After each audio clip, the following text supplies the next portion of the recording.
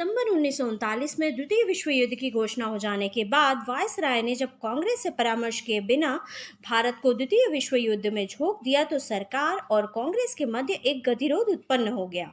1942 के आरंभ में ब्रिटिश सरकार को कुछ कारणों से इस गतिरोध को समाप्त करने के लिए ब्रिटिश संसद के एक विशेष सदस्य सर स्टेफोर्ड क्रिप्स को भारत भेजना पड़ा, जिसे क्रिप्स मिशन 1942 कहा गया। हेलो एवरीवन, मैं आकृति अग्रवाल आज आपके सामने एक नया वीडियो लेकर उपस्थित हूँ। आज के वीडियो में हम बात करेंगे क्रिप्स मिशन 1942 के बारे में और साथ ही बात करेंगे कि आखिर क्या वजह थी जिसकी वजह से ये मिशन भारत में पूर्णतः असफल हो गया। तो चलिए बिना देर के वीडियो को शुरू करते हैं और सबसे पहले जानते हैं क्रिप्स मिशन के इतिहास के बारे में। दरअसल वर्ल्ड वार 2 की शुरुआत में ब्रिटेन की हालत बहुत ही ज़्यादा खराब थी। ब्रिटेन ने जहाँ जहाँ अपनी कॉलोनीज बनाई हुई थी वहाँ पर जापान ने अटैक कर दिया था। जापानी आर्मी ने हांगकांग, फिलीपींस और सिंगापुर पर भी हमले कर दिए थे और बहुत ही तेजी से भारत की तरफ बढ़ रही थी। ऐसे में ब्रिटेन को सेकेंड वर्ल्ड वार जीतने के लिए भारत के लोगों की मदद की आवश्यकता थी, क्योंकि हांगकांग, फिलीपींस और सिंगापुर में वहाँ के लोग ब्रिटेन को सपोर्ट नहीं कर रहे थे। इसलिए वहाँ पर ब्रिटेन की हार और जापान की जीत हुई थी। अब भारत में भी सेम कंडीशन थी कि भारतीय लोग ब्रिटिशर्स को भारत से बाहर निकालना चाहते थे। ऐसे में अगर ब्रिटेन को भारत के लोगों का सपोर्ट नहीं मिलेगा तो यहाँ पर भी ब्रिटेन की हार हो जाएगी। इसलिए ब्रिटेन के प्रधानमंत्री विंस्टन चर्चिल ने प्रपोजल के साथ सर स्टेफोर्ड क्रिप्स को भारत भेजा, जिसे क्रिप्स मिशन 1942 कहा गया। अगर बात करें कि इस प्रपोजल में था क्या, तो इस प्रपोजल में कांग्रेस की दो महत्वपूर्ण मांगों को स्वीकार कर लिया गया था। पहली कि ब्रिटिश राज इंडिया को डोमिनियन स्टेट देने के लिए तैयार हो गई थी, जिसका मतलब था कि ब्रिटिश राज के अंतर्गत ही भारत में लोग अपनी सरकार बना सकते हैं।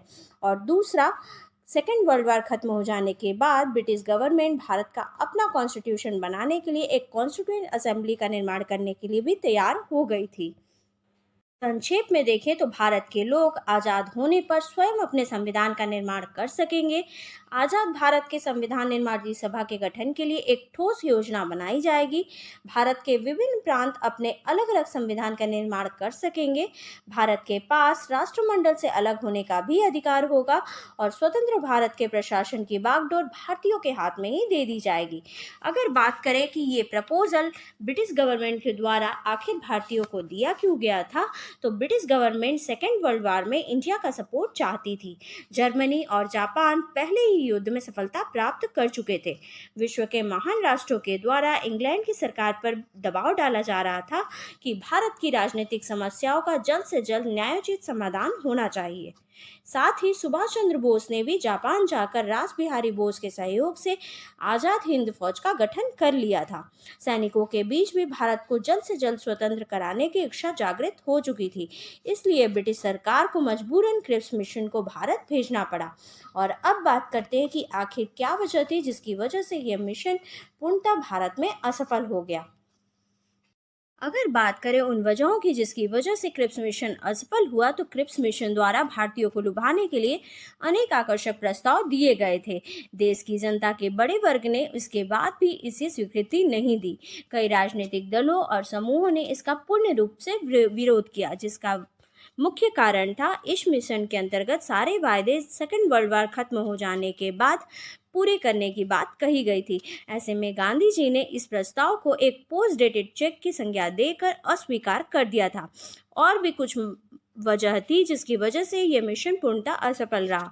दरअसल क्रिप्स मिशन के अंतर्गत भारत को डोमिनियन स्टेट देने की बात कही गई थी, जबकि कांग्रेस ने 1929 के लाहौर अधिवेशन में पूर्ण स्वराज की मांग कर ली थी, जिसका मतलब था कि अब कांग्रेस ब्रिटिश गवर्नमेंट से डोमिनियन स्टेट नहीं बल्कि पूर्ण स्वराज चाहती थी। इसके अलावा क्रिप्स मिशन में भारत के दूसरे प्रांतों को पृथक संविधान बनाने की भी व्यवस्था की गई थी, जिसका छिपा हुआ लक्ष्य भारत को टुकड़ों में विभाजित करना था। यह प्रस्ताव भारत की राष्ट्रीय एकता के सिद्धांत के भी विरुद्ध था। राष्ट्रीय कांग्रेस पार्टी चाहती थी कि आजाद भारत के प्रशासन की बागडोर भारतीयों के हाथ में हो, पर इसे स्पष्ट रूप से क्रिप्स मिशन में नहीं बताया गया था। साथ ही इस मिशन में यह भी बताया गया था कि भारत के आजाद होने के बाद भी गवर्नर जनरल सर्वोच्च माना जाएगा। सत्ता हस्तांतरण की कोई भी तिथि निर्धारित नहीं की गई थी। इस वजह से इस मिशन को पूर्णतः भारत में असफल माना गया। ब्रिटिश सरकार स्वयं चाहती थी कि क्रिप्स मिशन सफल ना हो। वह भारतीयों को सत्ता का हस्तांतरण नहीं करना चाहती थी। आज के वीडियो में बस इतना ही। For more such interesting video, like and subscribe my channel. Thank you. Bye bye.